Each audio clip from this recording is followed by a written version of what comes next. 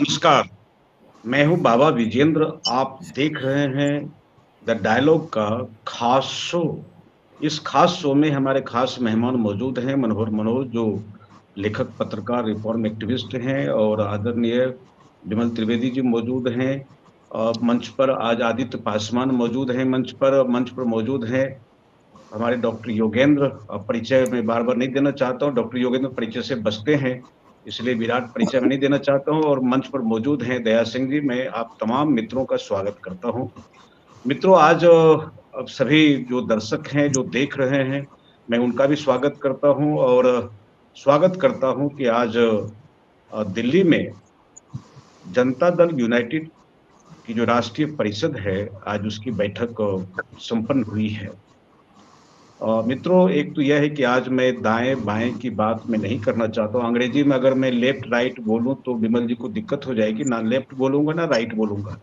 लेकिन दाएँ-बाएँ की बात मैं कर रहा हूँ कि भारतीय राजनीति में आज दाएँ-बाएँ की चर्चा हुई। केसी त्यागी ने कहा है कि मैं दाएँ-बाएँ की कोई बात मैं नहीं करना चाहता हूँ, क्योंकि अश्विनी चौबे जो अभूतपूर्व मंत्री और नेता रहे हैं, उन्होंने जो है उन्होंने जो है आज बात कही है कि हम किसी इम्पोर्टेड लीडर को हम अब नहीं पसंद करते हैं, अब उसका वक़्त समाप्त हो चुका है। कल बयान उन्होंने दिया पटना में जाकर के कि अब कोई इम्पोर्टेड लीडर नहीं रहेंगे। कौन इम्पोर्टेड? आपके पास है क्या? सम्राट चौधरी जो है वह दूसरी जगह का आए हुए हैं। फिर इस फ़ोटो पर चर्चा करेंगे। आदित्य अभी इस वीडियोज़ को हटाइए। और तो मैं चर्चा कर रहा था कि किस तरह से जो है उन्होंने कहा केसी त्यागी ने कि अश्विनी चौबे के बयान देने का क्या मतलब है? आयातित नेता कौन? क्या सम्राट चौधरी को बाय-बाय करने की तैयारी है? एक। दूसरा यह है कि नीतीश कुमार के बोझ को भारतीय जनता पार्टी अब सहने के लिए तैयार नहीं है। इसलिए कह रहे हैं कि अब जो है निश्चित रूप से जो है हम आयातित नेता को पसंद नहीं करते हैं। चौबे ने बयान किया। चौबे के बयान के उलट जो कहा है कि केसी त्यागी ने कहा कि मुझे बाएँ-दाएँ की राजनीति तो मुझे नहीं करनी है। कौन अश्विनी चौबे की पीठ पर हाथ रखा है? किसके कहने पर इस प्रकार की बयानबाज़ी हो रही है? केसी त्यागी ने पलटवार किया। लेकिन आप देखिए कि तमाम प्रकार की कया बातें चल रही है कि चिराग पासवान को बिहार का मुख्यमंत्री होना चाहिए, सम्राट चौधरी को बिहार का मुख्यमंत्री होना चाहिए या राजग अपने बल पर जो है बड़े भाई की भूमिका में अब भारतीय जनता पार्टी रहे, नीतीश उसके साथ रहे, सरकार बने दोनों को मिला करके, लेकिन भारतीय जनता पार्टी के हाथ में वह नेतृत्व रहे। ये तमाम प्रकार की बिहार में कवायद हो ही रही थी, लेकिन राष्ट्रीय परिषद की बैठक दिल्ली में हुई। यही बैठक अगर पटना में होती और पटना से आवाज उठती तो शायद नरेंद्र मोदी तक वह आवाज आते-आते थोड़ा-सा समय लगाती वो आवाज। लेकिन सीधे तौर पर अ, पटना की पार्टी है, बिहार की पार्टी, कोई राष्ट्रीय स्तर की पार्टी है नहीं। पटना में भी राष्ट्रीय परिषद की बैठक कर सकते थे, लेकिन दिल्ली में आकर के एकदम नरेंद्र मोदी जी के घर के बगल में, संसद के बगल में आकर के बिहार के तमाम नेताओं को बुलाना और आज बात करना, क्या जाति आधारित जनगणना, हिस्सेदारी और भागीदारी के सवाल, एक। दूसरा कि स्पेशल पैकेज, क्या हुआ 15 में जब आपने वादा किया था कि हम सवा लाख करोड़ एक तो एक मुश्त दे रहे हैं, 40 अ, जो हज़ार करोड़ अलग दे रहे हैं, कुल मिलाकर 1,60,000 का पैकेज, कहाँ है वह पैसा? बिहार के किस विकास पर कहाँ वह दिख रहा है वो पैसा जो आपने 1,50,000 करोड़ रुपया लगभग आपने देने का वादा किया था। आरा में भी कई जगह आपने कहा था, इन 10 वर्षों में वे 1,50,000 करोड़ रुपया कहाँ लगाए गए, कहाँ खपाए गए? ना तो नीतीश कुमार श्वेत पत्र देने के लिए तैयारी में है, ना भारतीय जनता पार्टी कुछ कहने की स्थिति में है कि वो 1,50,000 करोड़ रुपया का बिहार में क्या हुआ? बावजूद नीतीश कुमार आकर के अब पड़ोस में आकर के चिल्ला-चिल्ला कर के कान में बात करना, यह क्या साबित करता है?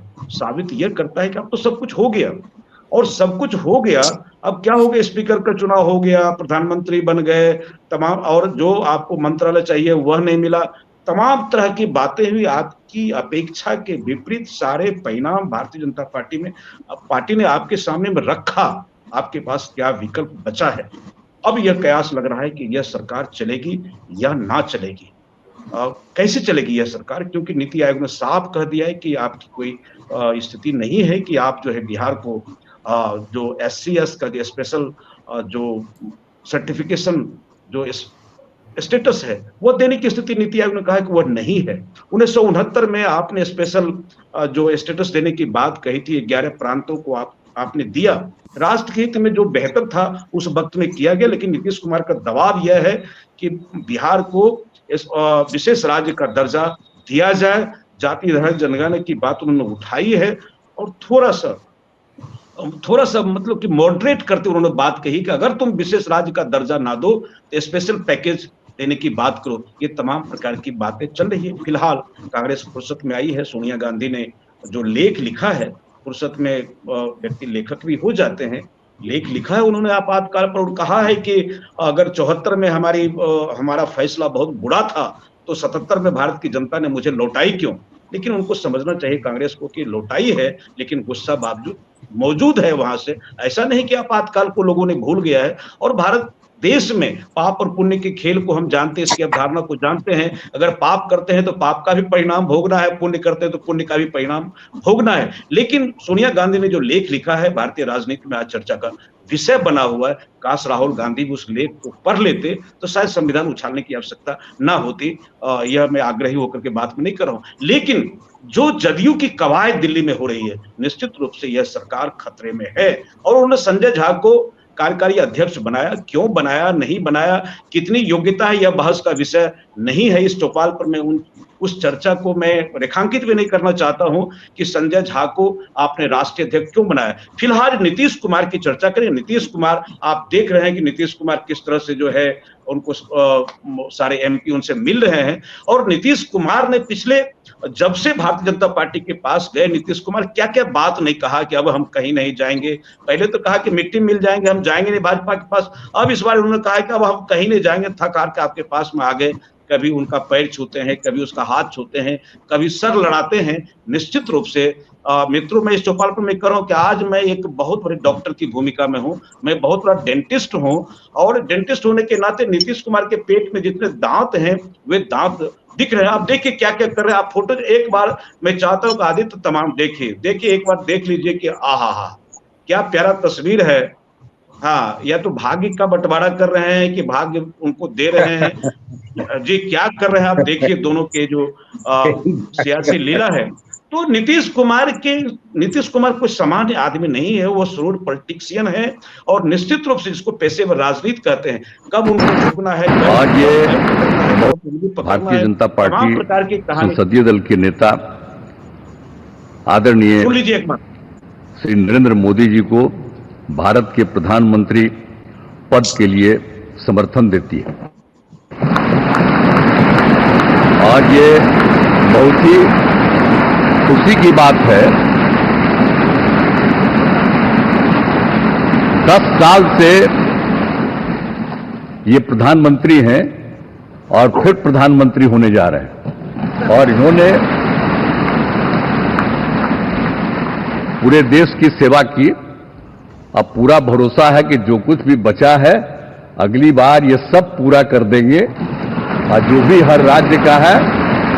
और हम लोग पूरे तौर पर सब दिन इनके साथ रहेंगे और पूरे तौर पर जो कुछ भी है आज जिस तरह से भी ये करेंगे बहुत अच्छा है।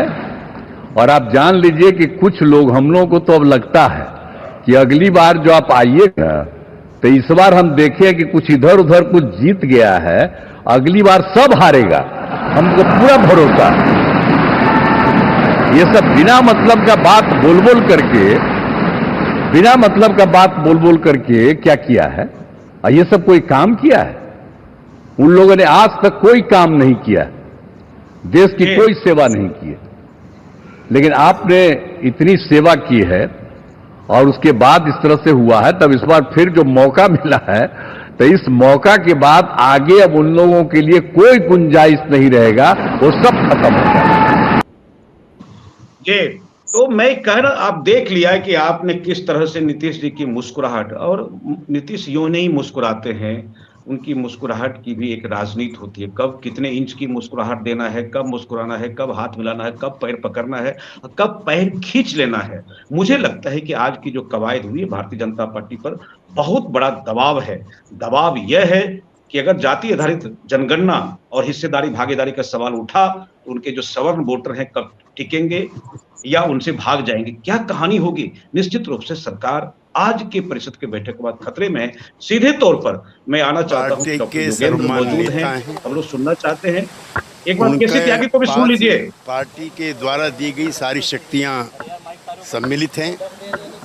अगर श्री नीतीश कुमार जी के द्वारा कोई इस तरह का प्रस्ताव आता है तो समूची पार्टी को वो स्वीकार्य होगा। पार्टी के एजेंडे में जो लिखित एजेंडा उसमें शामिल नहीं है, लेकिन नीतीश कुमार जी के पास शक्ति निहित है जिसमें वो इस तरह का फैसला ले सकते हैं। ये पार्टी की पुरानी मांग है और इस पर निरंतर हम लोग प्रयासरत रहे। बिल्कुल नीतीश कुमार जी के नेतृत्व में 2025 का चुनाव लड़ा जाएगा। इसकी घोषणा न सिर्फ प्रधानमंत्री ने की है, बल्कि राज्यों के जो प्रदेश पार्टी अध्यक्ष हैं भाजपा के और सदन के जो नेता हैं दोनों, वो सार्वजनिक तौर पर घोषणा कर चुके हैं। लिहाजा मैं इस बहस को यहाँ विराम देना चाहता हूँ कि नेतृत्व को लेकर के कोई विवाद बिहार के अंदर है। नीतीश कुमार जी न सिर्फ जेडीयू के बल्कि संयुक्त जो एनडीए है उसके सर्वमान्य नेता हैं और उन्हीं के नेतृत्व में अगला चुनाव हो। जी आदित्य जी, योगेंद्र सर क्या देख रहे हैं कि जिस प्रकार से यह कवायद चल रही है 2 दिनों की जो है, ये सरकार गिरेगी कि चलेगी कि दौड़ेगी, क्या होगा डॉक्टर साहब? मुझे लगता है कि सरकार को कुछ नहीं होने जा रहा है। सरकार जैसे है वैसे रहेगी। नीतीश जी की जो ये मांग है, पिछली बार भी ये मांग थी और वो अड़े नहीं। विशेष राज्य का दर्जा का मांग आज से नहीं है, पिछली बार भी समर्थन में रहे, बोलते रहे। अब जाति जनगणना के बारे में बात कर रहे हैं और उसमें बोलेंगे और चुप रहेंगे। इनके पास कोई विकल्प अब बच नहीं गया है, इनको उन्हीं के साथ रहना है, मुझे ऐसा लगता है। वैसे राजनीति में कुछ भी संभव है, पलटने की इनकी आदत है, वो कहाँ जाएंगे कहाँ नहीं जाएंगे, लेकिन मुझे कोई भरोसा और किसी तरह की उम्मीद नीतीश कुमार जी से नहीं है कि अब कोई एक राजनेता है, अपनी बात पर अड़ते हैं, अपनी बात कहते हैं। अब ऐसी कोई बात नहीं। दूसरी बात यह है कि केसी त्यागी का बेटा कहाँ है, खुद कहाँ है। संजय झा खुद आए हैं, क्या कहते हैं, बीजेपी से आए हैं, वहाँ टिकट नहीं मिला लोकसभा का, इसकी वजह से यहाँ आ गए। बाकायदा दीक्षा प्राप्त है इनको बीजेपी से, मतलब एबीवीपी से, और क्या सबसे दीक्षा प्राप्त लोग हैं और उसकी वजह से यहाँ पर हैं। और शायद जो भागे हैं उसमें संजय झा का भी बहुत बड़ा रोल है। मतलब महागठबंधन से जो आए हैं बीजेपी की तरफ, उसमें संजय झा जैसे लोगों का बहुत बड़ा हाथ है। तो मुझे नहीं लगता है कि उसमें कोई अंतर आएगा। अश्विनी चौबे जी एक भटकती हुई आत्मा है, अभी इनको कोई मतलब ठौर ठिकाना नहीं है, जहाँ तहाँ पर चल रहा है। तो आयादित नेता के बारे में जो बयान है, मुझे लगता है कि उसमें शफरी चौधरी के बेटे भी हैं, सम्राट चौधरी, उनको लेकर भी आयात वाला मामला है। और नीतीश जी को भी लेकर का ये है, उनका जो बेटा है अपना, उसके लिए छटपटाहट उन्होंने खड़ा किया ही था, भागलपुर से टिकट दे करके अपने बेटे के लिए कुछ किया था। तो ये भी कोई ऐसा नहीं है, कोई पार्टी का बयान नहीं है, दिलवाता रहता है, थोड़ा दबाव में रहेगा, दबाव और इसकी राजनीति तो चलती रहती है। मुझे लगता है कि नीतीश जी नरेंद्र मोदी के साथ अभी बने रहे। इतनी बेइज्जती के बाद, मतलब कोई अच्छा मंत्रालय नहीं दिया, जो ही चाहते थे वो नहीं हुआ, जो स्पीकर है उसमें कोई इनकी भूमिका नहीं थी, तो इतना जो सह रहे हैं, ये किस बात के लिए सह रहे हैं? और इसलिए उधर से आप निश्चिंत हो जाइए, सरकार अभी चलेगी, सरकार में किसी तरह का मतलब कोई परिवर्तन नहीं होने जा रहा है, ये मुझे लगता है। और इनकी कांग्रेस जो मुंह बाए खड़ी है जोगेंद्र सर, कांग्रेस तो मुंह बाए खड़ी है कि कब जामुन गिरे मेरे मुंह में आ जाए और नीतीश कुमार पलट जाए, राहुल गांधी प्राइम मिनिस्टर बन जाए। नहीं, ये है कि कांग्रेस अगर मुंह बाए खड़ी है तो जो वोट आया है जिस तरह का, उसमें अगर नरेंद्र मोदी जी के अंदर कोई नैतिकता होती तो वो खुद ही नहीं बनते। अंततः बनाने के लिए तो जो विपक्षी दल है उसी के लिए वोट आया था, लेकिन संख्या बल नहीं है, तो संख्या बल नहीं है तो नहीं हो सकेगा। बीजेपी को ही कहाँ है वो, तो नैतिक हीनता की जब स्थिति होती है तो उसमें ये है। और मुझे नहीं लगता है कांग्रेस के लोग बहुत ज़्यादा ये है कि वो ये हो जाएगा तो हम तुरंत पहुंच जाएंगे, ऐसा कुछ मुझे नहीं लगता है। ये राहुल जी के बयान में भी ऐसा नहीं लगता है। इक्के दुक्के लोग बोलते रहते हैं तो सब जगह ये सब चलता है, पार्टी में भी चल रहा होगा एकदम। जी राहुल जी के बयान बहुत भटके हुए बयान नहीं है, जो बयान दे रहे हैं वो मतलब क्या कहते हैं, सधे हुए बयान है। तो इधर उधर जाने का कोई प्रश्न नहीं है। अभी मैंने बहुत जो छटपटा रहे हैं बहुत दिन से, ये चर्चा बहुत दिन से है कि नीतीश कुमार कहाँ जाएंगे कहाँ नहीं जाएंगे। अब कहाँ जाएंगे, बुढ़ापे में उनका जो ऐसे भी जो मस्तिष्क है वो बहुत ज़्यादा मतलब स्थिर नहीं है। हाथ जो अब दिखा रहे हैं बार बार, वो हाथ जिस तरह से लिए हैं प्रधानमंत्री का और जैसे देख रहे हैं, इससे पता नहीं चलता है कि उनकी मानसिक स्थिति बहुत अच्छी नहीं है। बावजूद इसके हम लोग चर्चा करते हैं, ठीक है मुख्यमंत्री हैं तो क्या कहें, मुख्यमंत्री हैं बोलते रहते हैं तो उनकी बात का अपना तो है ही। मुझे इसमें कोई तुक नहीं लगता है। जी आदित्य, आदित्य क्या लगता है कि सरकार बिहार में जो स्पेशल पैकेज की बात है, जो नौजवानों की स्थिति है, जो रोजगार की स्थिति है, जो बिहार आज भी अपनी बदहाली पर रो रहा है, इसको लेकर के बिहार का नौजवान क्या सोचता है? नीतीश की मांगों का समर्थन करेंगे ना? जी जी आदित्य। देखिए सबसे पहले तो मैं बोलना चाहूंगा कि किसी भी जितने भी लीडर्स का नाम अभी आया, संजय झा, केसी त्यागी या जो भी है, उनके बारे में ज्यादा बात करने का कोई पॉइंट नहीं है, because this people are not mass leaders. ये सब लोग मेहरबानी पर अपनी अपनी जगहों पे हैं। अब रही बिहार की बात, तो हम बिहार की बात जरूर करते रहे हैं, करते करेंगे और आगे भी हमेशा करते रहेंगे बिहार की बेहतरी के लिए। बिहार में स्पेशल स्टेटस जो है वो नीतीश कुमार जी की मांग काफी दिनों से है। चलिए स्पेशल स्टेटस नहीं मिला, विशेष राज्य का दर्जा हमको नहीं मिला, लेकिन नीतीश कुमार जी को एक चीज मिला जो 19 सालों तक उनके साथ रहा। भले वो राष्ट्रीय जनता दल कांग्रेस के साथ कुछ दिन रहे हों, ज्यादातर टाइम भारतीय जनता पार्टी के साथ उन्होंने सरकार में अपना वक्त बिताया, और उन्हें वो चीज मिला, वो वक्त, मौका, जिसमें वो बिहार के लिए बहुत ही कुछ कर सकते थे, जो उन्होंने नहीं किया। जो प्रॉपर स्टेप्स लेने चाहिए थे बिहार को आगे बढ़ाने के लिए, वो नहीं किया। वो अफसरशाही में आज बिहार मर रहा है। नीतीश कुमार जी ने बहुत सारे ऐसे डिसीजन लिए हैं जो बिहार के लिए उपयुक्त नहीं है, वो नहीं लेना चाहिए था। मसलन कि मैं आपको बोलूंगा कि जो इंडस्ट्रियलाइजेशन के लिए जो काम जिस तरह से करनी चाहिए थी, जो इम्पेटस देना चाहिए था, जो इम्पल्सिव गवर्नमेंट को होना चाहिए था, वो गवर्नमेंट ने वो एक्शंस नहीं लिए, और आज औद्योगिकरण नहीं होने के कारण बड़े रूप में हम देख रहे हैं कि बिहार से पलायन हो रहा है। और आदित्य जी, जिनके साथ में कांग्रेस आज है, उन्होंने बिहार में इतना गड्ढा किया कि अब तो नीतीश जी को उस गड्ढा को भरने में तो इतना वक्त लग गया। तो बिहार में जो पैकेज जाता है तो परिवार का पेट पालते हैं या फिर जमीन खरीदते हैं, जॉब दे करके, तमाम प्रकार की पैसों का कुप्रबंधन बिहार में हुआ, बिहार तबाह हुआ। ये सब राजनीतिक बातें हैं। It's all political stunt. It's not that easy to siphon that kind of money, you know. इतना आसान नहीं है कि ये प्रोजेक्ट का पैसा आ गया तो आप साइफन कर दे रहे हैं। It's not that easy. अब बोलने के लिए राजनीति में तो लोग बहुत चीज बोलते हैं, वो ठीक है, बट यहाँ पे क्या है कि जिस तरह से उनको मौका मिला, और ज्यादातर वक्त जो है, अगर आप ये कहते हैं चलिए ठीक है राष्ट्रीय जनता दल और कांग्रेस के साथ कुछ दिन डेफिनेटली रहे, लेकिन प्रोसेस जो था विकास का वो तो रुकना नहीं चाहिए था। लेकिन 2005 से 2010 के बीच में जो काम हुआ, डेफिनेटली नीतीश जी ने बहुत अच्छा काम किया, और बिहार में पुल पुलियों का निर्माण हुआ, हाईवेज अच्छे बने, डेफिनेटली जो लोक कल्याण के कार्यक्रम है वो सफलतापूर्वक आए। लेकिन जिससे स्टेट चलता है आपका, जो एक उसका स्टेट का जान होता है औद्योगिकरण, वो वहां पे complete big failure. Bihar has been a big failure and the industry department is in shambles। और आप देखिए कितनी बड़ी संख्या में पलायन बिहार से होता है, चाहे वो लेबर के लिए हो, पढ़ने के लिए हो, शिक्षा की व्यवस्था की भी वही हालत है, मेडिकल इंफ्रास्ट्रक्चर की वही हालत है। तो आपने किया क्या? अगर आप बिल्डिंग बना भी देते हैं तो आपके पास नंबर्स नहीं है डॉक्टर्स के प्रॉपर, और वो आपका कंट्रोल नहीं है। आप आज सरकारी हॉस्पिटल्स में जाके देखिए किस तरह से लोग जानवर की तरह वहां पे रहते हैं। तो आपने किया क्या 19 वर्षों में? आपने किया क्या? आपकी पॉलिटिकल अकाउंटेबिलिटी जीरो है। जब आपको जवाब देने का बात आता है पॉलिटिकल पब्लिक प्लेटफॉर्म पे, तो आप कुछ से कुछ बोलने लगते हैं कि हम काम करते थे। पहले काम होता था क्या?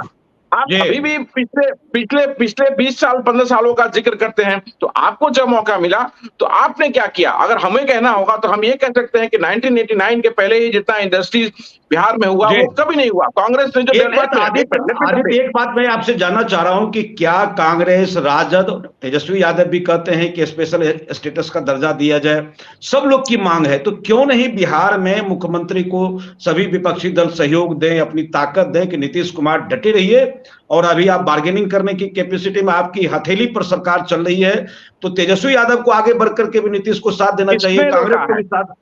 जिसने रोका है? ये तो स्वागत योग्य कदम है कि बिहार को विशेष राज्य का दर्जा मिले, ये तो स्वागत योग्य है। आपको मैं एक छोटा सा एग्जांपल देता हूं कि आज से जब इंडिया की इकोनॉमी जब खुली थी 1991 में, जब हमने ग्लोबली खोला था इकोनॉमी अपने को बाहर से विदेशों से काम करने के लिए, तो दमन एंड दीव, वापी जैसा जगह जहां कुछ नहीं सिर्फ बालू हुआ करता था, स्पेशल इकोनॉमिक जोन बना करके इस देश के बड़े बड़े इंडस्ट्रीज ने उस जगह में जाके इंडस्ट्री लगा के वो जगह को चमका दिया। तो आप बिहार में हैं, हम संसाधनों से भरे हुए हैं, चारों तरफ से हम पानी से घिरे हुए हैं, वो नेचुरल रिसोर्सेज हमारे पास है, हमारे पास खनिज तो चला गया झारखंड में, लेकिन हम नदियों से घिरे हैं चारों तरफ से, हमारी जमीन बहुत ही फर्टाइल है।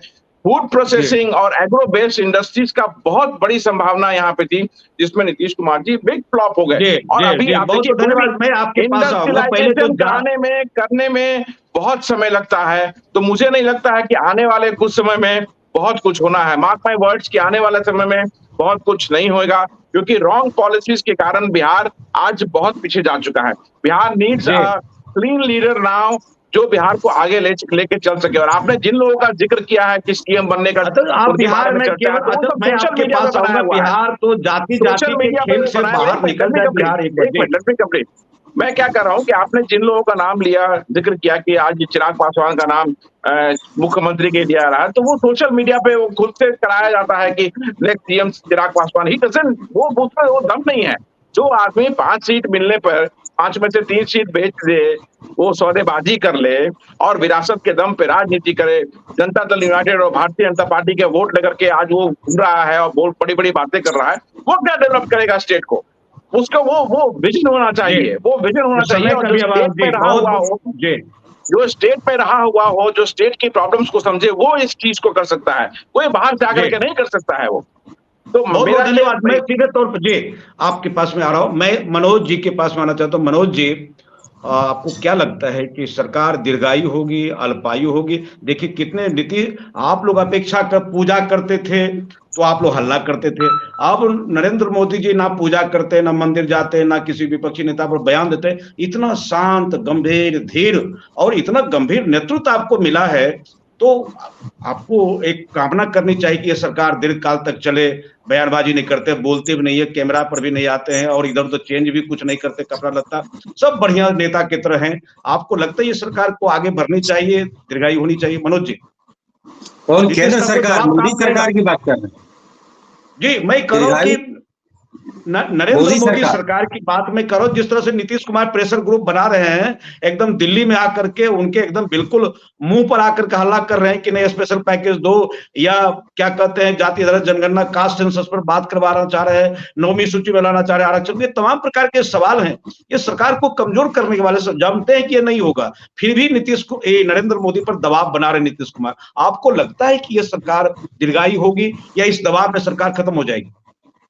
देखिए, सरकार के अभी तो देखिए आज की तारीख में बात करें तो सरकार तो ठीक ही है, स्टेबलाइज है, और इतनी भी वल्नरेबल सरकार नहीं है कि नीतीश और नायडू जब दोनों मिल करके हटेंगे तभी सरकार के सेहत पर असर पड़ेगा, और उसमें से आइदर और अगर कोई निकलेंगे तो कोई सेहत पर असर नहीं पड़ेगा। और आपने देखा कि 2 या 3 हफ्ते के दौरान मोदी सरकार ने वो सारे डिसीजन रिपीट किए, स्पीकर का, मंत्री का, पोर्टफोलियो का, टसक का। केवल अब मोदी जो है और विपक्ष की उतनी आलोचना नहीं कर पा रहे हैं, क्योंकि मुझे याद है कि मोदी को तो सब कहते हैं कि बड़े झूठ बोलते हैं, लेकिन मैं सही कहूं मोदी की मैं बहुत बड़ी आलोचना करता हूं, उन्हें डिक्टेटर से लेकर के वन मैन शो, लेकिन झूठ वाली बात मुझे अभी तक समझ में नहीं आ रही थी, क्योंकि वैसे पैतरेबाज तो सब पॉलिटिशियन होते हैं, लेकिन मोदी का एक झूठ मुझे बड़ा स्पष्ट रूप से लगा कि जब उन्होंने कहा कि कांग्रेस इस बार जो है मतलब कि 50 भी नहीं पार करेगी, राहुल वायनाड से भी हारेंगे और रायबरेली की तो बात ही हटा दीजिए, तो साफ गलत साबित हुई। आज कांग्रेस सीधे दोगुनी हो चुकी है और लोग आलोचना कर रहे हैं कि उससे 2.5 गुनी बीजेपी को सीट मिली है, लेकिन बीजेपी पहले से घटी है और कांग्रेस बढ़ी है। राहुल गांधी 400 की बात, मनोज जी, मोदी जी 400 की भी बात करते तो वह भी एक झूठ गिनाने के लिए तो बहुत समय लग जाएगा। वो तो दावा है, देखिए वो तो दावा है, वो दावा तो सब पार्टियां करती हैं। हर कॉन्स्टिट्यूएंसी में आप जाएंगे तो भोजपुरी में एक कहावत है कि जीता था तो जीता था, यानी हर कैंडिडेट ही जीतता है। ये तो चुनाव का सगल है। तो कहने का मतलब ये है कि सरकार के अस्थायित्व पर फिलहाल तो कोई झंझट नजर नहीं आता, कोई संकट नजर नहीं आता, लेकिन जो आप नीतीश कुमार की राजनीति, जो पैंतरेबाजी या दबाव की बात कर रहे हैं, वह भी मुझे असामान्य नहीं लगता, क्योंकि क्लियर कट कहीं ना कहीं नीतीश के समर्थन के हटने या देने से इस सरकार पर प्रभाव पड़ेगा। सरकार कहीं ना कहीं संकट में आएगी। तो आज बार्गेनिंग स्थिति में है, आज बार्गेनिंग मोड में नीतीश कुमार और जदयू है कि वह 2009 के बाद, जब 2010 में चुनाव जीतने के बाद दूसरे टर्म में नीतीश कुमार ने जो स्पेशल दर्जे की पॉलिटिक्स बिहार में शुरू की और वह फिर समय के आलोक में आकर के वह डाउन हो गया। आज नीतीश कुमार को मौका मिला है कि वह बिहार के बड़े रहनुमा तब बनेंगे जब बिहार को स्पेशल स्टेटस झारखंड के बंटवारे के आधार पर मिलेगा। और जो वो 1.5 लाख और 2 लाख करोड़ की जो बात कह रहे हैं, वह तो एक तरह से प्रेजेंट किया जाता है। आप याद कीजिए कि कोरोना काल में 25,000 का स्पेशल पैकेज भारत के लिए मोदी ने घोषणा की। वो कुछ भी नई बात नहीं थी, केवल वो बजट का एक तरह से रिप्रेजेंटेशन था कि लोन में इतना पैसा आएगा, यहाँ पर ये निवेश होगा। तो बिहार में स्पेशल पैकेज के नाम पर जो सेंट्रल और राज्यों को जो ट्रांसफर किया जाता है, वही पैसा पैकेज के नाम पर दिखा दिया जाएगा। और अगर स्पेशल स्टेटस की बात करेंगे तो ठीक है कि राज्य के बंटवारे के बाद नई राजधानी बनती है तो उसके लिए केंद्र पैसे देता है, जैसे कि अभी आंध्र को देने की बात हो रही है। लेकिन आप यह जान लीजिए कि पहाड़ी, हिल स्टेट, डिजर्ट स्टेट और रिमोट स्टेट, ट्राइबल स्टेट को छोड़ करके स्पेशल स्टेटस नहीं दिया जाता है, क्योंकि उस पर वित्तीय दबाव बहुत ज्यादा बढ़ जाता है। स्पेशल स्टेटस के अंतर्गत 90% जो है आपको एक तरह से अनुदान देना पड़ता है और 10% ट्रांसफर होता है, जबकि जनरल कैटेगरी में वो चीजें जो है 40 और 60 के रेशियो में आ जाती हैं। तो मुझे लगता है बहुत बड़ा वित्तीय दबाव पड़ेगा। नीतीश अपनी राजनीति स्पेशल स्टेटस कहकर जरूर करेंगे, लेकिन मुझे लगता है कि नरेंद्र मोदी बड़े सियाने और बड़े होशियार व्यक्ति हैं।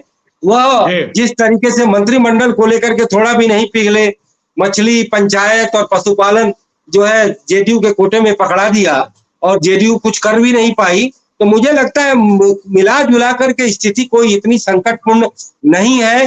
जनता दल यूनाइटेड को ललन सिंह के हटने के बाद कहीं ना कहीं जनता दल यूनाइटेड एक तरह से कहने के लिए सिद्धांत के रूप में वह एक डेमोक्रेटिक और नॉन डायनेस्टी पॉलिटिक्स करती है।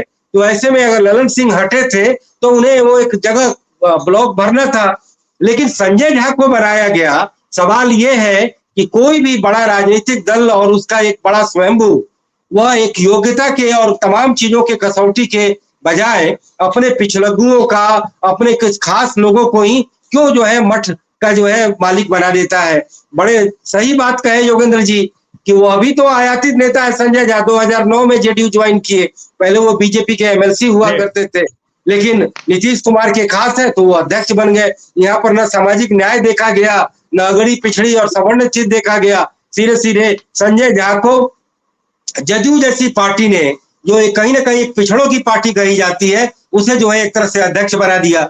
और पहले भी सवर्ण ही थे कार्यकारी अध्यक्ष। तो कुल मिला जुला करके आज की स्टोरी बस यही है कि बिहार को लेकर के जो एक जबरदस्ती का कयास लगाया जा रहा है कि नीतीश फिर से पलटी मारेंगे, तो मुझे लगता है कि नीतीश जी का तो ये कैरेक्टर बिल्कुल बना है, उनकी छवि बिल्कुल बनी है, लेकिन अब उन्होंने टू मच कर दिया है। अब इस हालात में यदि वह मुझे लगता है कि वो अगर बीजेपी के खिलाफ जाएंगे तो मुझे लगता है उनको नुकसान होगा। क्यों कि नीतीश कुमार ने अब बड़े सोच विचार करने के बाद मुझे समझ में आया कि उन्होंने केवल चरण वंदना की थी। तो मुझे लगता है कि नीतीश कुमार का एक ही अब एम रह गया है कि बिहार में सेकंड फिडल होते हुए भी उनकी पार्टी नेता के रूप में बीजेपी आगे भी उन्हें अभय दान दे कि आप ही जो है एनडीए के नेता होंगे और 2025 का भी चुनाव आपके नेतृत्व में लड़ा जाएगा। नीतीश कुमार का अभी अल्टीमेट और इमीडिएट ऑब्जेक्टिव यही है और मुझे लगता है कि अभी जो ये कमजोर मोदी सरकार है इस मामले में नीतीश कुमार को अभय दान दे चुकी है और फिर नीतीश कुमार अपने स्तर पर जो काम कर रहे हैं। लेकिन मैं आदित्य जी जो अभी इंडस्ट्रियलाइजेशन को लेकर के बिहार के बारे में कह रहे हैं, यह बात ठीक है कि अपेक्षाओं का अंत नहीं होता, लेकिन यह भी है कि बिहार के अपने लिमिटेशंस हैं और जो पहले की स्थिति थी उसकी तुलना में नीतीश कहीं ना कहीं कुछ ना कुछ करते ही रहते हैं। अब जैसे बिहार में पटना को छोड़ करके कोई ढंग का शहर ही नहीं है, सारे शहर जो है सी ग्रेड के शहर है। इसी यूपी में कम से कम 8 जो है लखनऊ के बराबर के शहर है, लेकिन पटना में बिहार में तो कोई पॉसिबिलिटी ही नहीं है। लेकिन फिर भी वो 4 मेट्रो बनाने जा रहे हैं, 2 या 3 लाख फिर से नौकरी देने की बात हो रही है। तो कुछ ना कुछ नीतीश जी अपने एजेंडे में करते रहते हैं। लेकिन लास्ट में मैं एक बात कहूंगा कि आज मोदी कहते हैं कि हम देश को विश्व गुरु बनाएंगे, हम यहां से वहां चले गए, लेकिन आप देख लीजिए कहीं पुल गिर रहे हैं, कहीं एयरपोर्ट की छत गिर रही है, बरसात में तमाम चीजें एक्सपोज हो रही हैं, सारे निर्माण कार्यों की क्वालिटी का भंडा फोड़ हो रहा है। मैं बार बार इसीलिए कहता हूं कि सिस्टम वही है, केवल निजाम बदल गया है। करप्शन का जो फॉर्मूला है वो अभी भी चल रहा है और देश यह जो है ना ये साफ साफ देख रहा है कि हमारे यहाँ निर्माण की क्वालिटी कितनी है खराब है, कितनी बेइज्जती हो रही है और पूरे तौर पर ये पूरा सिस्टम जो है एक्सपोज हो रहा है। और इसमें चाहे बिहार हो या केंद्र की नरेंद्र मोदी हो, सबके जो है ना असलियत जो है अब सामने आ गए। जी बहुत बहुत धन्यवाद मनोज जी, असलियत सामने आ गया है। अंतिम में आप कुछ कह देते हैं तो आशा जगती है, नहीं तो हम लोग को लग रहा है कि मनोज जी जो है बिल्कुल जो है भारतीय जनता पार्टी की उपलब्धियों को रेखांकित देखिए अभी देखिए अभी स्टूडियो से कुछ दिखा रहे हैं। आदित्य एक बार देख ली तो मैं दया जी के पास आऊंगा।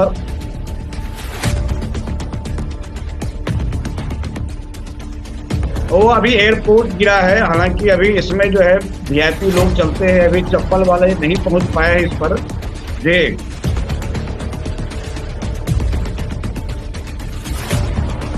जी बहुत बहुत धन्यवाद दया जी।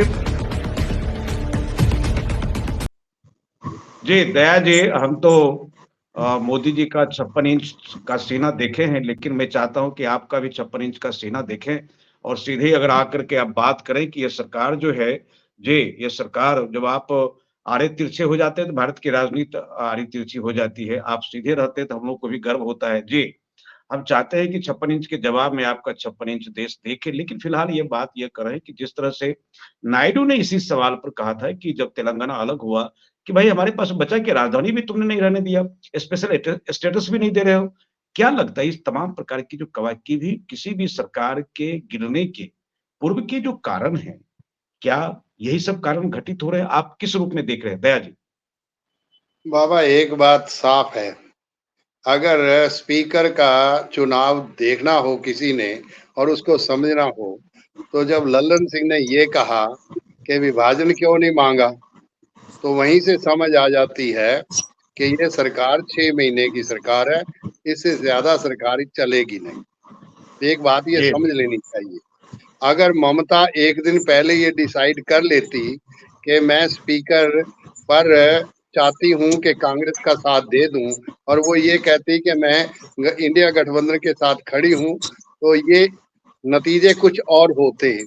और उसके बाद उसने अपने भतीजे को भेजकर खड़गे के पास और खड़गे जी को कहा कि नहीं मैं तो आपका साथ दूंगी। तो इसलिए पहले से ही डिसाइड कर लिया कि इनको इसी रास्ते पे चलने दो जो जिस रास्ते पे चल रहा है। और उन्होंने ना तो विभाजन मांगा और उन्होंने कहा कि ठीक है मैं इनको मान लेते। एक सवाल ये है कि जिन लोगों के मन में ये वहम है, ये सरकार 6 महीने से ज्यादा चलने वाली है नहीं। अब दूसरी बात, आपने नीतीश वाली बात की। नीतीश का आज का भाषण और नीतीश का आज का विचार और नीतीश का कल परसों के भी विचार अगर किसी ने सुने हो, मैं उसको ट्रम्पलिंग तौर पर नहीं देखता। वो पीछे से अपने विचारों को समाहित रखता है कि वो क्या कहना चाहता है, उसके अर्थ क्या हो सकते हैं, ये उसको पिछले 15-20 साल से पता है कि वो क्या करना चाहता है और समय समय पर उसने वही किया जो वो चाहता है। आज जो कार्यकारिणी की बैठक में जो मुद्दे आए और जो आए, अब कौन तो किसी उसको जान रहा है और कौन किसी और को समझ रहा है। ये सारी पार्टी बाकायदा तौर पर जेडीयू में केवल और केवल नीतीश के साथ खड़ी है और नीतीश जानता है कि मुझे चीफ मिनिस्टर रहना है अगर मैंने 6 महीने में ये चुनाव करवाना है। तो नीतीश का सीधा मंतव्य ये है कि ये अक्टूबर में जब बाकी स्टेट्स के इलेक्शन हो, चाहे वो हरियाणा हो, चाहे वो महाराष्ट्र हो, चाहे बाकी हो, उनके साथ हमारा भी इलेक्शन हो जाए ताकि दूध का दूध और पानी का पानी हो जाए। इस वहम को निकाल देना चाहिए कि ये 6 महीने से ज्यादा ये सरकार चलेगी। तीसरी बात, अगर ललन सिंह विभाजन की बात ना उठाता तो समझ आती कि ललन उस समय जेडीयू हो या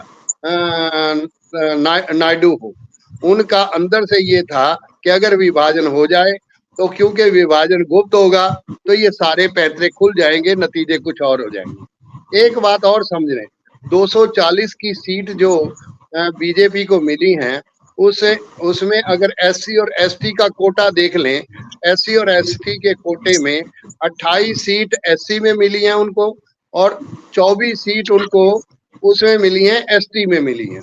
52 सीट केवल और केवल उनसे मिली हैं जो एससी और एसटी हैं। आप अगर उन 52 को हटा दो फिर क्या पोजीशन रहती है? मैं ये मानता हूं कि राजनीति के तंत्र को सीधा नहीं समझा जा सकता जैसे लोग। मैं तो जब कह रहा था कि पंजाब में 7 सीट आएंगी, 7 आ गई। मैंने जब कहा था कि दिल्ली में 1 सीट नहीं जीतोगे तो 1 सीट नहीं जीती।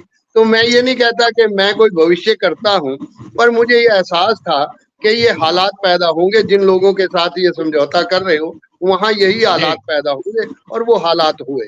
तीसरी बात जो आपने बीच में शायद उस बात को आगे किसी के साथ बात नहीं की, जो सोनिया गांधी का आज का पत्र है और बड़ा डिटेल्ड पत्र, मैं समझता हूं कि बड़े ही उसको फॉर्मेट ढंग से पेश किया गया है कि क्या ये सरकार चाहती क्या है, ये सरकार क्या करना चाहती है। ऐसी कंफ्यूज सरकार हमारे सामने नहीं। तीसरी बात यह है कि कोई अध्यक्ष पद पर बैठा हो और एक 4 बार के मेंबर पार्लियामेंट को वो कहे बैठ जा, तो इसके क्या नतीजे होंगे? ये कहने का जब डरा होता है, ये जो सरकार है ये डरी हुई सरकार है और जो डरी हुई सरकार होती है वो इसी तरह के अपने आप को पेश करती है कि जैसे आपने 56 इंच का सीना पेश कर दिया, वो पता नहीं 32 का भी है कि नहीं है। ये सवाल जो हमें आपका सीना हम लोग देखना चाहते थे, आप कैजुअल मेरा सीना जो है वो मेरा सीना वैसे का वैसा ही है। मेरे सीने में कोई फर्क नहीं पड़ रहा, ना तो मैं इलेक्शन के ऊपर हूँ और ना मैं कहीं हूँ। मैं तो एक सोशल एक्टिविस्ट हूँ, मैं अपनी बात कह रहा हूँ। तो मैं ये समझता हूँ कि जो हालात हैं वो देश के लिए बहुत नाजुक से हालात हैं। आज मैं IMCR की मीटिंग में था और वो सब लोग मुझे मिले। मैं समझता हूँ कि आज के हालात जो हैं, मैं ये जो देश के लिए मैं समझता हूँ ये सबसे अच्छे हालात हैं कि जो आदमी डरा डरा के लोगों को इस हालत में पहुंचा दिया था, अब वो लोग खुल के बोलने लगे हैं, खुल के बात करने लगे हैं जिस हालात में वो निकल रहे थे।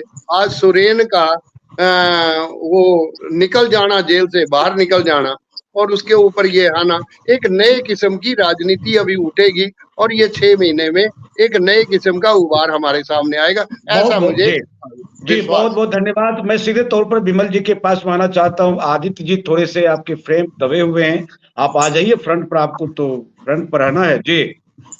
तो मैं सीधे तौर पर विमल जी के पास आना चाह रहा हूँ। विमल जी, जो मूलभूत सवाल है, जो बुनियादी सवाल है, जो रोटी कपड़ा मकान पढ़ाई लिखाई दवाई के सवाल हैं, जिससे करोड़ों लोग जूझ रहे हैं, भारतीय राजनीति पे इस पर कोई चर्चा नहीं है। सरकार से कोई प्राथमिकता की भी बात नहीं कर रहे हैं। बेरोजगारों की बड़ी फौज खड़ी हो रही है। नीट की कहानी आपने देखा कैसे, मतलब यह हुकूमत, खास करके जहां भारतीय जनता पार्टी की सरकार है, तमाम लोग लगे हुए, जिस तरह से नई पीढ़ी के साथ, उसके भविष्य के साथ खिलवाड़ हुआ है, ये सब कुछ आप देख रहे हैं। विमल जी, विमल जी शायद ऑफ स्क्रीन हो गए हैं। विमल जी, आप मुझे सुन पा रहे हैं? विमल जी मुझे सुन पा रहे हैं आप? सवाल ऐसे करोगे तो विमल जी कहाँ आएंगे आपके नहीं पास? सवाल तो जी, विमल जी सवाल से भागते नहीं है, लेकिन विमल जी का लगता है कि मोबाइल की दिक्कत हो रही नेट का प्रॉब्लम होगा। है और नेट का वो प्रॉब्लम भाग होगा नहीं रहे। जी। तो देख लिए आदित्य जो है, विमल जी शायद जुड़ रहे हैं, क्या दिक्कत हो रही है उनको एक बार देख लीजिए विमल जी की आवाज। विमल जी आप जुड़िए, मेरी आवाज। नहीं आदित्य जी, तब तक बुलवाइए आदित्य जी। हमने आदित्य कहा जी आवाज आ रही है।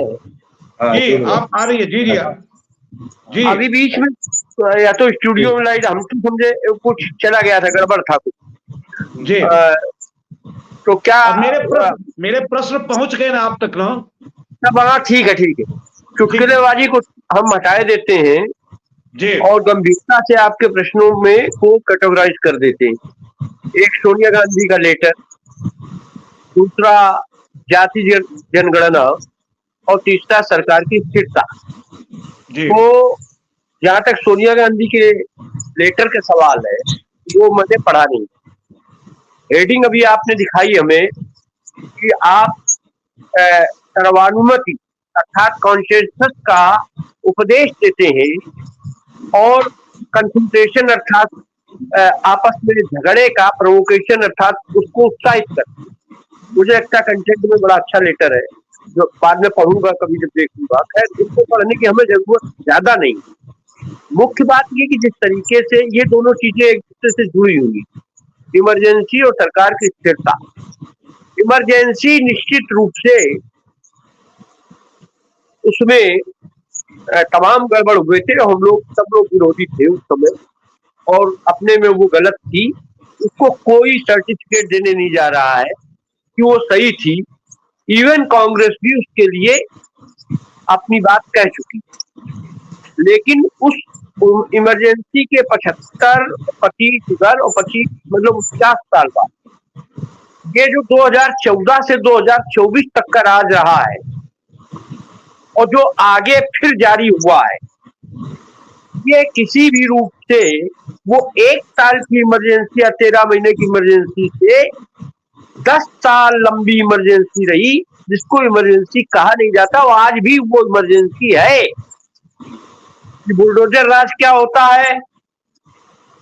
ये जो है सीए के बहाने कुछ लोगों को एकदम कंसंट्रेशन कैंप में रखना क्या होता है? ये 4 लेबर कोड के बहाने देश को मजदूरों के कैदखाने में परिवर्तित करना क्या होता है? एक नहीं, ऐसी हजारों चीजें हैं जो मैं गिना सकता हूँ, आपका टाइम पूरे उसका खत्म हो जाएगा। तो कहने का आशय केवल ये है कि ये इमरजेंसी है, उसको गौर करिए और उस इमरजेंसी के खिलाफ जो जनता ने करवट ली थी, उस जनता की करवट लेने के पूरी शक्ति का किस तरीके से चालबाजी से अपहरण करके वो सीटें 80 आनी चाहिए थी, वो सीटें इतनी आ गई कि नायडू और नीतीश और कुछ फुटकर लोगों के समर्थन से वो सरकार बना लिए। ये कोई इमरजेंसी में भी ऐसा संभव नहीं था। अगर जनता की उस करवट का संज्ञान ले तो देश के अंदर विभिन्न राज्यों में जनता अपने रुख से, अपने वोट से कर रही थी। अगर ये इलेक्शन कमीशन, अगर ये तमाम संस्थाएं, अगर ये अपार धन बल, अगर ये मीडिया का पूरी तरीके का हमला भारतीय जनता पर न होता और वास्तव में एक ऑनेस्ट डेमोक्रेटिक जो ट्रेडिशन है उसके साथ अगर रिजल्ट आए होते तो आज भारत के सरकार की तस्वीर दूसरी होती और जनता के मिजाज की ताकत देखने को मिलती। लेकिन नहीं। तो यह कहे ना, आपके मुंह में घी शक्कर जो ये लोग कह रहे हैं 6 महीने सरकार चलेगी, लेकिन यह कहना सैद्धांतिक और व्यवहारिक दृष्टि से मुझे किसी भी तरीके से वैज्ञानिक नहीं लगता है।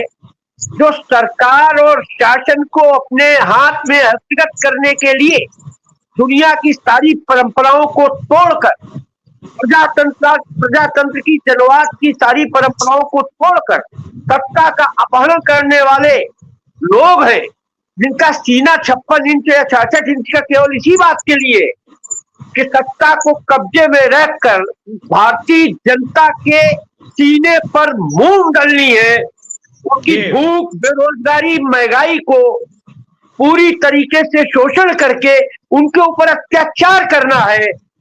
और उनके ये नीतीश और नायडू जैसे समर्थक वो कितनी भी बातें करें, वो सिद्धांतहीन गिरगिट, इनके दम पर अगर कोई ये कल्पना करता है कुछ दिनों के लिए वो एक चुटकुलेबाजी, भूकंप की स्थिति भले पैदा कर दे, लेकिन जितना समय इस तरीके से तानाशाह को मिलता है उतने दिनों में सरकार की संस्थाओं के बूते वो किस तरीके से अपनी तानाशाही को आगे बढ़ाने के लिए दोबारा सरकार को मैनेज करेगा, वो भारतीय जनतंत्र के इतिहास में लिखने वाली चीज होगी।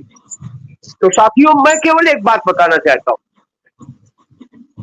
वो सरकार जो अवैध है, जनता की इच्छाओं और आकांक्षाओं के ठीक विपरीत है, वो सरकार आज जितने आपने प्रश्न उठाए हैं जनता के हित के, जैसे जातीय जनगणना, जैसे बिहार का पैकेज, जैसे प्रजातंत्र की बात, ये आप समझ लीजिए ये वो शैतान है जिनके लिए प्रजातंत्र दुनिया की सबसे खराब चीज है।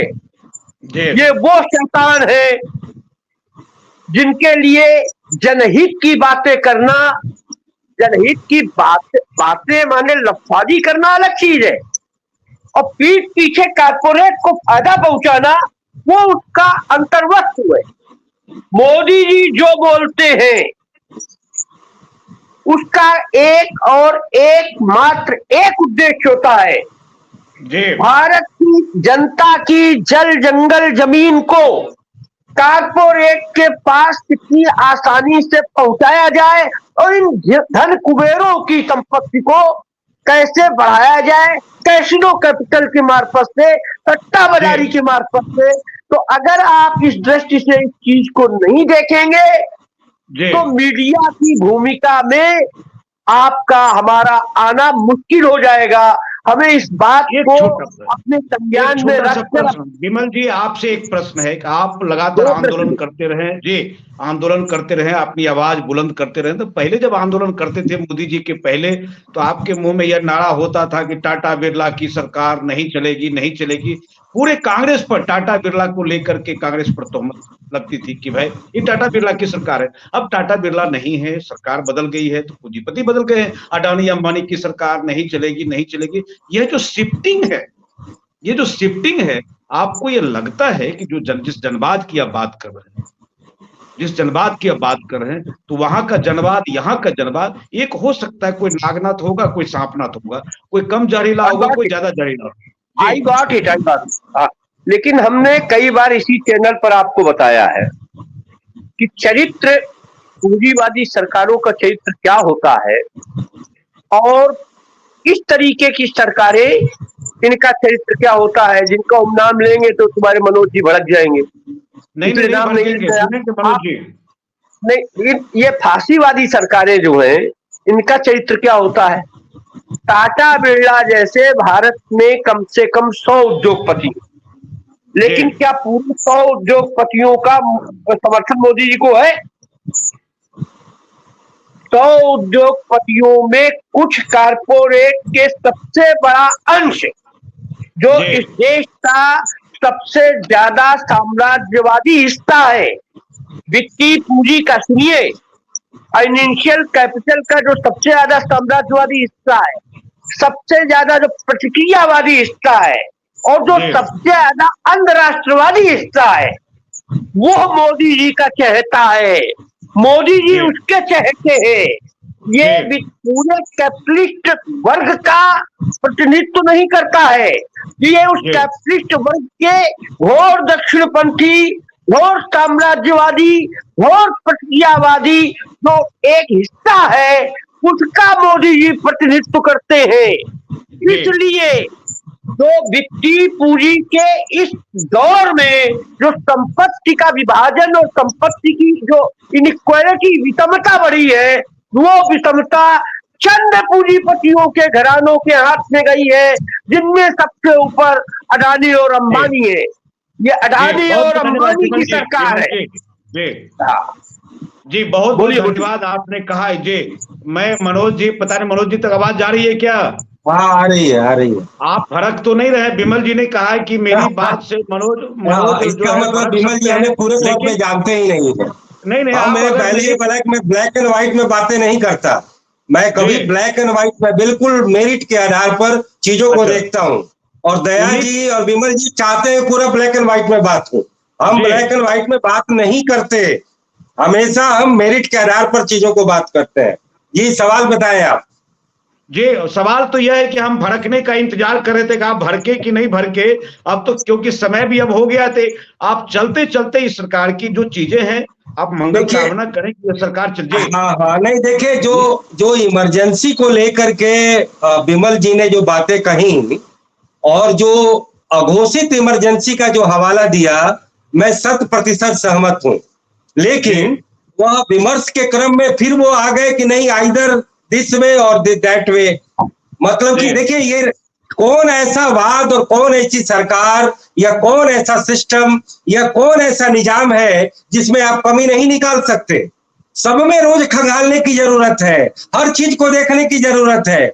आज केरला में लेफ्ट फ्रंट की गवर्नमेंट, जिसे कहा जाता था, मेरे एक मित्र कहते थे कि वहां पर कोरोना के सबसे ज्यादा केस इसीलिए आ रहे हैं कि वह सरकार ईमानदार है और वो ज्यादा पीपुल फ्रेंडली है।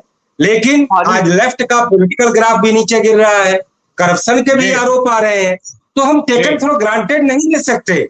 जो भट्टाचार्य की जो लास्ट में बंगाल में सरकार थी, वह तो इनकी नजरों में पूंजीवादी हो गई थी कि सिंगूर में टाटा के प्लांट को उन्होंने जो है परमिशन दिया और ममता बनर्जी अल्ट्रा लेफ्टिस्ट हो गई, उसके खिलाफ आंदोलन की और वो सरकार हट गई।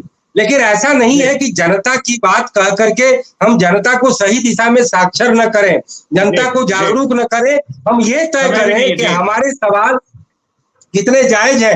देखिए ये बात मैं बिल्कुल मानूंगा कि जो अभी इमरजेंसी का हवाला दिया गया, यह बीजेपी की एक पूरी एक पॉलिटिकल गेम है। वो चाहती है कि संविधान की अवहेलना का जो आरोप हम पर लगा, तो हम इमरजेंसी की अगर नैरेटिव लाएंगे तो हमारी चीजें धुल जाएंगी। अरे आप 50 साल पुरानी बातों को कब्र से खोद करके क्यों निकाल रहे हो? आपको बताना चाहिए कि जो वो घोषित इमरजेंसी थी, आज अघोषित इमरजेंसी उससे कहीं ज्यादा खतरनाक है। बिल्कुल सही बात विमल जी ने कही कि कोरोना के नाम पर जिस तरीके से 30 करोड़ श्रमिकों को घर के अंदर 4 घंटे की एवज में कैद कर दिया गया, उससे बड़ा जघन्य अपराध और क्या हो सकता है? इसके अलावा मीडिया का गला दबाना, सिविल सोसाइटी का गला दबाना, पार्टी में डिसेंट वॉइस को खत्म कर देना, हर पॉलिटिकल विरोधी के खिलाफ वेंडेटा करना, ये बिल्कुल बातें जायज है। लेकिन विमल जी के इस आरोप से मैं सहमत नहीं हूं कि बीजेपी फांसीवादी होगी और लोकतंत्रवादी होगी। मैं पूछना चाहता हूं कि आडवाणी और वाजपेयी की बीजेपी क्या कांग्रेस से 100 गुना ज्यादा लोकतंत्रवादी नहीं थी? क्या कांग्रेस पार्टी से वो ज्यादा लोकतंत्रवादी नहीं थी? क्या पॉलिटिकल वेंडेटा उस समय होता था? तो ये कोई भी पार्टी किसी भी एक तरह से बीमारी का सामना कर सकती है। और पर्सनालिटी और पार्टी में अंतर होता है, पर्सनालिटी पे डिपेंड करता है वो कितना उदारवादी है, कितना अपना वो है। तो भारतीय जनता पार्टी में शिवराज सिंह चौहान जैसे भी नेता है, जो मुझे नहीं लगता कि किसी भी पार्टी में उससे ज्यादा लोकतंत्रवादी कोई व्यक्ति होगा। तो हमें तो अपने तय करना होगा कि हम पॉलिटिक्स कर रहे हैं या बिल्कुल ईमानदार और सच्ची एनालिसिस कर रहे हैं। और गरीबों की जहां तक बात है, तो ऐसा नहीं है कि गरीबों के हित में भारतीय जनता पार्टी की बहुत सारी योजनाएं और बहुत सारे काम अच्छे नहीं हुए हैं। क्या जनधन अकाउंट को विमल जी भूल गए कि 50 करोड़ फाइनेंशियल एम्पावरमेंट करने का काम रातों रात मिशन मोड में मोदी सरकार ने किया? लेकिन जो काम ठीक नहीं है, और क्रोनिक कैपिटलिज्म की बात है तो क्रोनिक कैपिटलिज्म खराब है। विमल जी बड़ा भ्रम में है कि देश के लोग सारे कॉर्पोरेट खत्म हो जाएंगे तो देश में समानता आ जाएगी। टोटल भ्रम है। मैं आपको एक आंकड़ा बताता हूं कि देश की सारी संपत्ति अगर सारे लोगों में बराबर कर दिया जाए अगले 3 साल में वो संपत्ति फिर से वहीं पहुंच जाएगी। क्योंकि हमें लोगों को एंटरप्रेन्योर भी बनाना है, हमें जागरूक बनाना है, उन्हें कहीं ना कहीं लड़ने की और तमाम तरीके की क्षमता और अपने जीवन स्तर सुधारने का भी तरीका बताना होगा, नहीं तो पूरी दुनिया बराबर हो जाती। नेचर भी असमानता लाती है, तो हमें उन योजनाओं को ले आना होगा जो असमानता की जड़ों पर प्रहार करे। उसमें शिक्षा, स्वास्थ्य, श्रम, रोजगार और सामाजिक ये क्या बोलते हैं सामाजिक सुरक्षा। लेकिन हमारे कम्युनिस्ट भाई 10% व्हाइट कॉलर की लड़ाई लड़ते हैं, ये लोग बिल्कुल ब्लू कॉलर की लड़ाई नहीं लड़ते। ये सारे श्रम कानून केवल व्हाइट कॉलर के लिए बने हैं, अनऑर्गेनाइज्ड वर्क फोर्स के लिए कोई आंदोलन नहीं होता। मैंने तो एक सीपीएम के एक बहुत बड़े लीडर, बंगाल के एक मुस्लिम लीडर थे, मैंने उनसे सवाल किया तो बोले कि नहीं, हम ऐसा नहीं करेंगे तो हमारा सपोर्ट बेस जो भी है वो भी खत्म हो जाएगा। तो जब पॉलिटिक्स करेंगे तो देश के हित में आप व्यापक चिंतन कभी भी नहीं कर सकते, आपको पॉलिटिकल निरपेक्ष होना ही पड़ेगा। जी नहीं, मैं केवल एक लाइन बोलूंगा। वास्तव में बड़ा अच्छा लगा कि अच्छा भड़के बेचारे, अच्छा लगा कि भड़क तो गए ही, लेकिन अब ये इन बातों को आप अभी एक लाइन बोल रहे, आप प्रोवोक करते हैं। सुनिए तो शिवराज सिंह चौहान से ज्यादा तो डेमोक्रेटिक आदमी तो दुनिया में हमने देखा नहीं।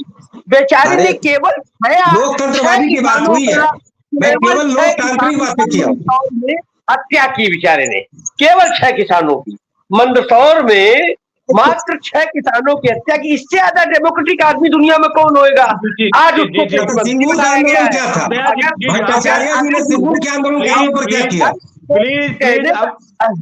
दया जी आप मुस्कुरा रहे हैं बहुत देर से विमल जी पर जो चल रहा है। विमल जी ने अभी लेख पढ़ा प्रोवोकिंग का, तो प्रोवोकिंग जो है मनोज जी को प्रोवोक कर दिया है, मनोज जी बोल गए। आप मुस्कुरा रहे हैं बहुत देर से ही, बताइए कि विमल जी और वामपंथियों पर जो मनोज जी ने प्रहार किया है, आप खुश हैं कि दुखी हैं? तारीफ की बताए।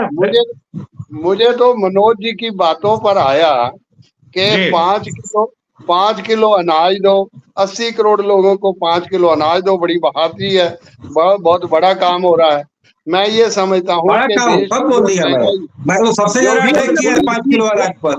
देश की महंगाई जिसको छू रही है और जिसके नतीजे इस बार का इलेक्शन बता दिया कि 370 और 400 का नारा देते देते 240 में आ गए।